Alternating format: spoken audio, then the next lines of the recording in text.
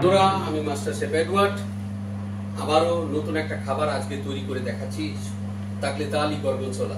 তো পানি সিদ্ধ হচ্ছে, তাকলেতা আলি আমি ঢেলে দিচ্ছি। তাকলেতা আলি নুডলটা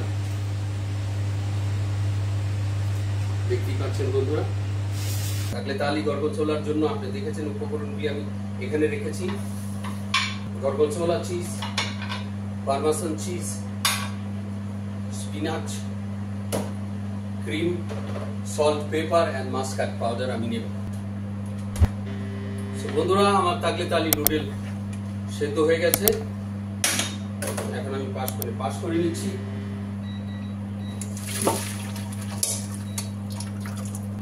বন্ধুরা দেখতে থাকুন, আমি অন্য একটা ফ্রাই প্যান গরম করে নিচ্ছি। এখানে সবচেয়ে প্রথম আমি যেটা করতে যাচ্ছি, ক্রিম ঢেলে দিচ্ছি।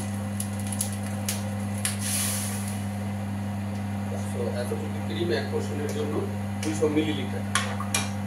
এখন আমি ঢেলে দিচ্ছি চিজ, গর্গনজোলা।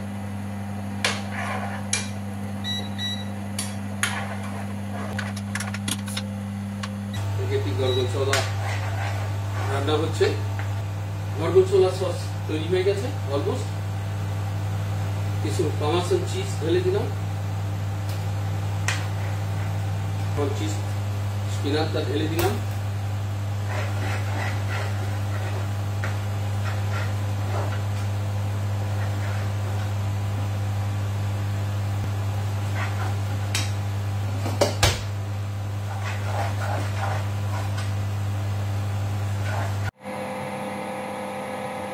বন্ধুরা, পরিবেশনের জন্য প্রস্তুত হয়ে গেছে আমার তাকলেতা আলি গর্গনজোলা।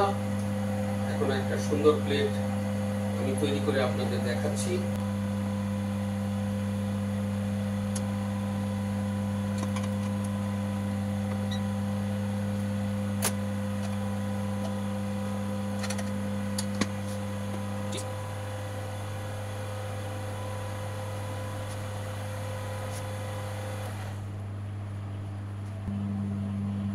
বন্ধুরা, আমার তাকলেতা আলি গর্গনজোলা পরিবেশনের জন্য প্রস্তুত হয়ে গেছে।